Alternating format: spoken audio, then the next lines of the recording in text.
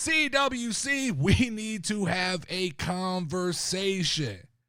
We need to have a conversation about Pat McAfee's role in WWE and why he might be the most polarizing voice in pro wrestling right now. I need you guys to really lock in with me because tonight we're not talking about just the host of the Pat McAfee show. We're talking about a guy with passion. We're talking about a guy who represents our presentation, and we're talking about what fans really want out of their wrestling commentators. Grab a notepad if you have to. Let's break it down and figure out where Pat McAfee really fits into the WWE. So let's lay this out, right? Pat McAfee is not a background guy. You can't not hear him when you watch Monday Night Raw. You cannot not feel his energy, and you definitely cannot ignore him. He exploded onto the scene first with sort of an infectious energy that felt like something fresh for us in wrestling. He was the ultimate, he's one of us. He was a one of us guy, a guy who loved wrestling the way we do, but he got to live the dream that a lot of us think about. But over time, that fresh burst of energy has sort of turned a lot of the audience against him. Some people are starting to think he's a tad bit too much. Some people are starting to call him kind of a frat boy of WWE. Maybe he's a little bit too chaotic for the likes of a lot of wrestling fans. And now that we have big moments like Pat McAfee standing up to Gunther, the debate has started about Pat McAfee's place in WWE, and it's actually louder than I think I've ever heard it. So today, we're going to work through this real conversation. Is Pat McAfee a blessing, a curse, or does he fall somewhere in between? So first thing we have to tackle is, why is Pat McAfee so polarizing in wrestling? His frat boy energy, I think, tends to wear a lot of the audience down. When he first showed up, it was electric. He was new, he was loud, he was different. But I think as time has gone on, that energy tends to kind of wear thin on a lot of people. Some fans feel like at this point, Pat is just a little over the top for the sake of being over the top. And I see a lot of wrestling fans say that they're exhausted, that this act feels like it's just stuck on 11 volume, and there's no real pacing to what Pat McAfee does. There's no nuance. It's like your buddy who you went out partying on the weekend, and all of a sudden it's Tuesday, and he's still shotgunning beers. That's sort of what Pat McAfee feels like. I don't know that he ever turns the volume down a little bit. But on the other side of that argument, maybe there is a subsection of the audience who find Pat McAfee annoying because he's actually good at what he does. This is the same conversation that we have about Logan Paul. The longer you're around, the less you feel like a guest in the house of wrestling, the less you get the outsider pass. And at a certain point, fans start to expect you to be legitimately good at what you are doing. And it feels like that's when the resentment starts to kick in, is when no longer Pat McAfee is not just a fan anymore. We expect him now to play the role of that second commentator on Monday Night Raw. It's the how dare you be good at our thing energy that wrestling fans, they love to gatekeep. This is a very specific thing to wrestling fans.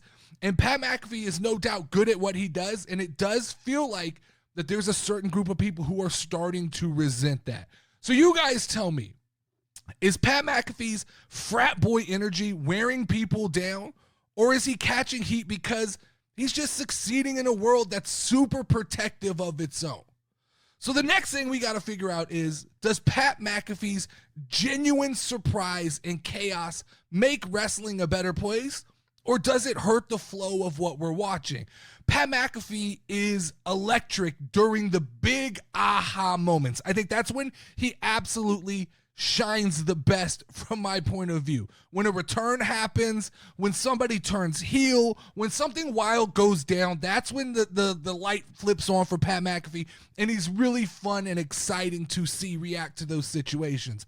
I think the issue for most people is the other 2.5 hours of the wrestling show, where he tends to be a little bit messy. He sometimes overreacts in the wrong moments when we're all kind of like, Pat, that's not what we're seeing. He says a lot of crazy stuff that tends to fly over a lot of people's head. And I do feel like Pat McAfee tends to act like a dumb guy when he's actually a very, very intelligent person. But the counter argument to this is the wildness is the point. The kind of out of control Pat McAfee is what makes wrestling feel different. He's not Michael Cole. He's not Corey Graves. He's not Jerry the King Lawler. He's every man.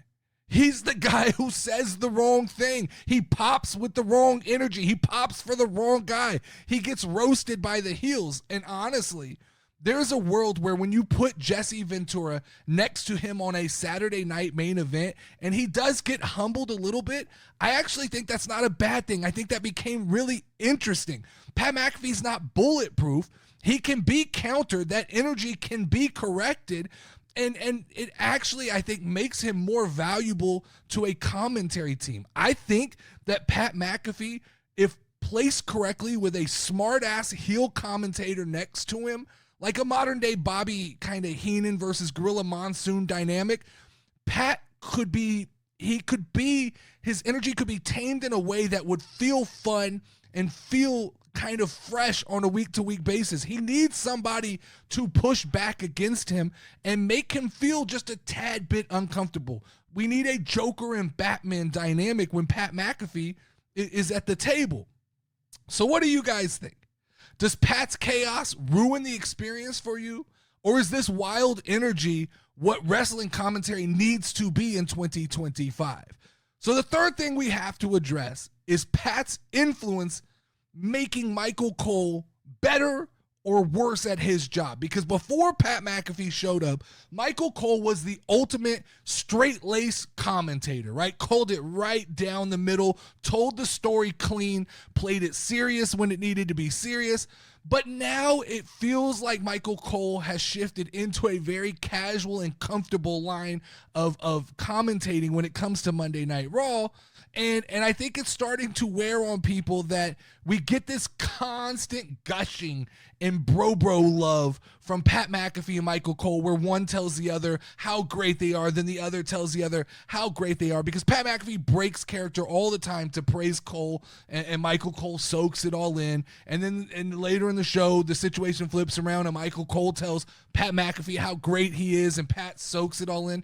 It tends to get a tad bit cringy. It's like if you were in a business meeting and all of a sudden your coworker and your boss just start hugging in the middle of a serious meeting. You'd be like, hey bro, focus. We got a job to do here and we don't need you guys agreeing on everything. It would be okay if Pat and Michael Cole argued a tad bit more. But there is the reality that Pat McAfee has freed up Michael Cole a little bit, and maybe Pat reminded what wrestling was supposed to feel like and supposed to be, and that is, it's fun. And it looks like for the first time in a long time, Michael Cole is having fun. He's not treating wrestling like a Fox News broadcast. He's treating wrestling like an event he is there to enjoy. And honestly, Michael Cole might be doing some of his best emotional commentary of his career right now. Now, I get that some people like it called right down the middle, but there are some fans who want their announcers to be invested in the story, and it feels like Pat McAfee has really given Michael Cole the space to loosen and open up. So yeah, Cole's not a nerd anymore, but maybe Michael Cole actually finally feels human and he's enjoying what he's doing. Maybe we dislike that Cole and Pat are biased, but maybe we dislike that because we ourselves are so biased when it comes to who and what we like in wrestling that we don't want to hear people with different opinions, and that tends to border a lot on what bothers the IWC. So does Pat McAfee actually hurt Michael Cole's legacy, or did he help unlock a version of Michael Cole that's better for today's style of wrestling? Now, a quick wrap up, we got to talk about Pat stepping up to Gunther. Because at the Rumble a couple years ago, we saw Pat McAfee get into the ring with Omos and nope out like a coward. Which honestly, that made sense to me. That was the way a commentator should react when they see a larger-than-life wrestler. But now, all of a sudden, Pat McAfee is chest to chest with Gunther, like Pat McAfee hulked up and became Brock Lesnar 2.0. It's inconsistent to me to have 1 week or 1 year, Pat McAfee kind of feel cowardly like a commentator. Then all of a sudden, he's standing chest to chest with Gunther. It feels to me like WWE needed a big spot and they called on Pat McAfee to be a sacrificial lamb, and Gunther needs an injection in the arm because after losing the title to Jey Uso, they don't want Gunther to lose momentum. So it's just kind of a weird angle that WWE chose to go with. Now, I think that we all kind of know where this is going. My boy Mike said this in the Discord yesterday, but this feels like this is a layup for the return of Goldberg in his kind of farewell match against Gunther. And so I don't think anybody's buying at this point that Pat McAfee's going to square up and one-on-one fight Gunther, a guy who practically tried to off Jimmy Uso.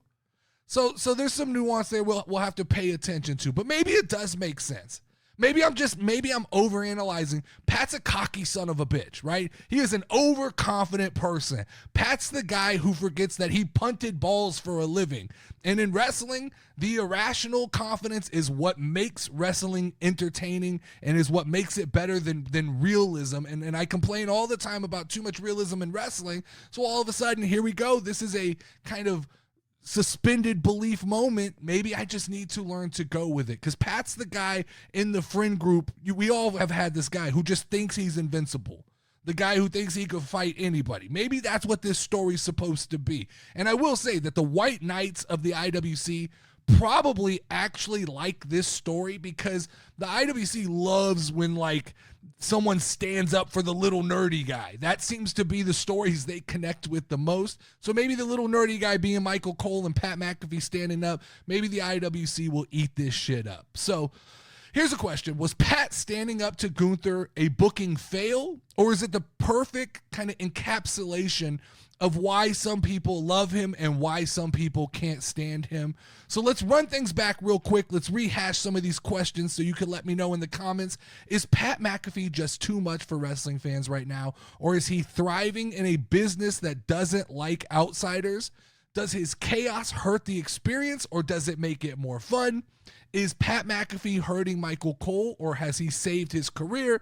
And did standing up to Gunther expose Pat's biggest flaws, or show exactly why he works in pro wrestling? Guys, hit up the comments, light up the Discord, because CWC, if we don't answer these conversations, the IWC will write their own narratives about Pat McAfee. Let's figure this out together.